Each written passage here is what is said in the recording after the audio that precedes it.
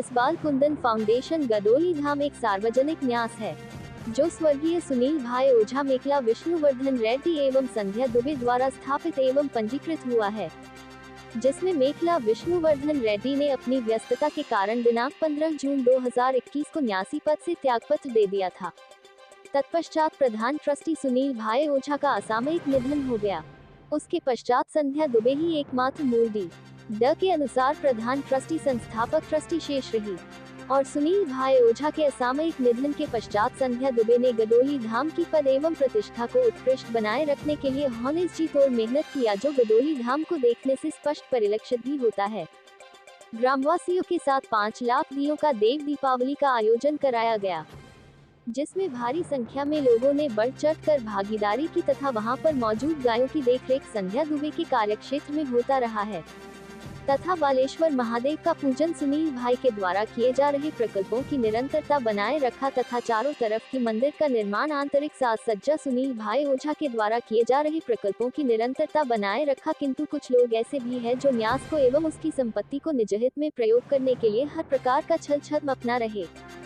यथा मूल विलेख की मानसा के विरुद्ध नितिन मल्होत्रा को प्रधान ट्रस्टी बना देना, त्याग पत्र दिए हुए रेड्डी द्वारा बैठक बुला देना और बैठक में निराधार और बेबुनियाद फैसला लेना, जैसे विरल ओझा और ऋत्विक ओझा को न्यासी बना देना जिनकी अपनी ही कोई बुनियाद नहीं है, वह दूसरों को पूरा न्यास दे रहे हैं। किंतु मैं संध्या दुबे संस्थापक प्रधान ट्रस्टी सुनील भाई ओझा के पद चिन्हों पर चलते हुए उनके दिखाए हुए रास्ते एवं उनके सपनों का गदोली धाम बनाने में प्रतिबद्ध हूँ और मैं पुनः बापू के संकल्पों को पूरा करने के लिए पूरी प्रतिबद्धता के साथ में लगी हुई हूँ और एक न एक दिन मेरी मेहनत से गदोली धाम शीर्ष पर चमकेगी और पूरा जनमानस इसे देख रहा है और मुझे सहयोग भी दे रहा है। उनके प्रति मैं आभार व्यक्त करती हूँ। फाउंडेशन की इस समय मुख्य ट्रस्टी हूँ।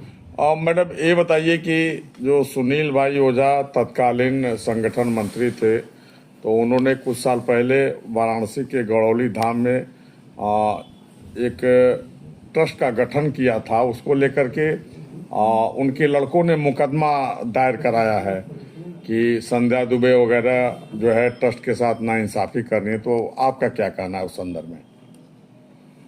एस बालकुंदन फाउंडेशन टोटली समाज हित में बना है, स्वहित में नहीं बना है। और ये जो जिन्होंने मेरे ऊपर FIR किया है, ये मेखला विष्णुवर्धन रेड्डी जिन्होंने 15/6/2021 में इस्तीफा दे दिया था, उनके द्वारा फर्जी डीड बनाकर और ट्रस्ट में ऐड होकर मुझे लगातार धमकी देकर साइन करवाकर उसमें और लगातार पैसे का दुरुपयोग कर रहे हैं। और आज वहाँ गायें भूखी मर रही हैं और गायों की व्यवस्था नहीं है और ये पैसा अपने स्वहित में यूज कर रहे हैं। कितना पैसा उन्होंने निकाला अब तक? अभी तक उन्होंने पूरा ट्रस्ट में जब आए थे तो ये देखिए, हम आपको दिखा रहे हैं ट्रस्ट में, ये आप ये निकलवा लीजिए, इतना ये पैसा था। और ट्रस्ट में जब मैंने साइन करना बंद कर दिया, ये बैलेंस शीट, अगर बैलेंस शीट को मैं वेरीफाई कर देती तो ये सारी चीजें वो हो जाती है। मैंने बैलेंस शीट पर साइन नहीं किया, तो इस वजह से ये लोग लगभग कितना पैसा निकाले हैं लोग? लगभग इन्होंने बहुत पैसा निकाला है, कम से कम 40 से 50 लाख के बीच में पैसा पूरा निकाल लिया है।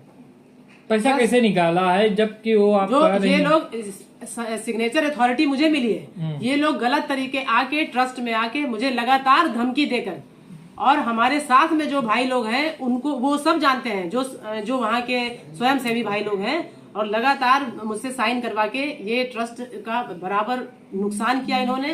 ट्रस्ट में जब से आए एक ईंट नहीं रखी गई, ना गायों की देखरेख करते हैं। सबसे बड़ा कष्ट वहाँ गायें जीवंत चीजें हैं। व्यक्ति खुद भोजन करता है तो क्या गायें भोजन नहीं करनी चाहिए? गायों को भोजन नहीं मिलना चाहिए?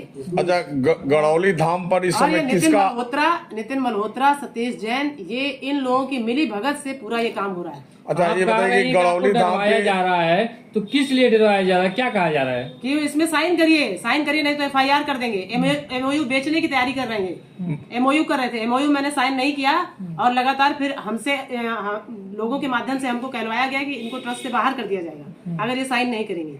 तो हमने ट्रस्ट का एक्सटेंशन किया, ट्रस्ट का विस्तार। ट्रस्ट में तो रह सकते हैं लोग ना, ट्रस्ट में ऐसा तो है नहीं, ट्रस्ट कभी स्वहित में नहीं बनता है ट्रस्ट। और वो ट्रस्ट की परिकल्पना ही ऐसी है कि दिव्यांगों के लिए, मजलूमों के लिए, मजबूरों के लिए ये ऐसी, और उसमें इतने सारे काम भी किए गए हैं। आपने देखिए, आप देखिए जाके उसको, वो जगह एक नाले पर बनी हुई जगह थी। कितनी बार आपसे साइन कराया गया और कितनी राशि का था?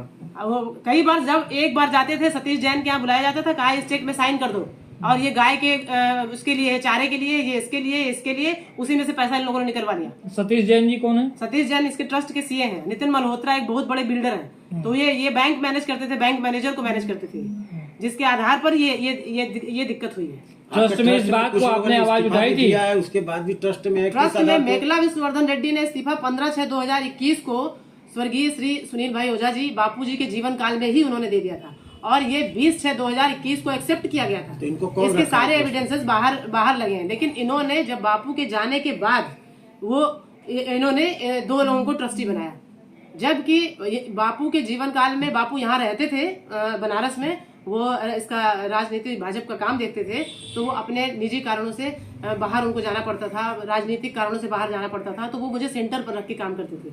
तो गढ़ौली धाम का सारा काम मैं देखती थी। और ये इन लोगों ने कभी अपने जीवन में ना बापू को सम्मान दिया, ना उन्होंने पुत्र धर्म निभाया, और न मरने के बाद निभाया। मरने के बाद जीवित रहते कभी ट्रस्ट में ये लोग नहीं आए। किसी भी इतने बड़े बड़े कार्यक्रम हुए, उसमें एक भी कार्यक्रम में ये लोग नहीं आए, ना बापू बुलाते थे इनको किसी भी उसमें, क्योंकि ये लोग बाप, अगर हमारे सनातन धर्म में अगर बाप बेटों को लात भी मारे तो भी वो भगवान का रूप। मैडम एक चीज बताइए कि गढ़ौली धाम पर इस समय किसका आधिपत्य है, आपका या सुनील भाई ओझा के पुत्रों का?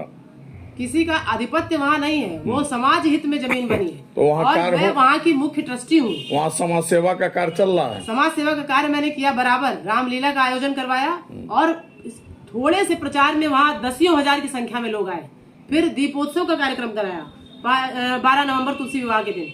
उसमें आप देखिए, गांव की महिलाएं जितनी हैं, सब अपने पास से घी के दिए लेके वहाँ पे 5 लाख दीपों का आयोजन कराया। ये बताइए कि और 10,000 की संख्या में लोग वहाँ। उन लोगों ने, आपका आरोप है कि उन लोगों ने गलत तरीके से आपसे दस्तखत करवा करके गाय के नाम पर, उनके चारे के नाम पर पैसा निकलवाया उन लोगों ने। हाँ। तो क्या आप कोई कानूनी कार्रवाई भी करने जा रही हैं? मैं बिल्कुल कानूनी तभी मैंने ट्रस्ट का एक्सटेंशन किया, ट्रस्ट में 5 लोगों को ऐड किया, और ऐड करने के बाद हम इन लोग के ऊपर कार्रवाई कराने जा रहे थे। 5 लोग कौन कौन है जो ऐड किए गए? इसमें मेरे एक फादर इन लॉ है जो 83 इयर्स के हैं, और एक श्री हरिशंकर दुबे जी, और एक आर्मी रिटायर्ड है जो गौ सेवक प्रेमी है, और एक है पुजारी है, बहुत बड़े विद्वान है, वो मिश्रा जी हैं, और एक है मखीजा जी जो लंगर में खाना खिलाते हैं। ये ऐसे लोगों को मैंने ट्रस्टी बनाया है ताकि वो वहाँ पर सेवा अपनी दे सके।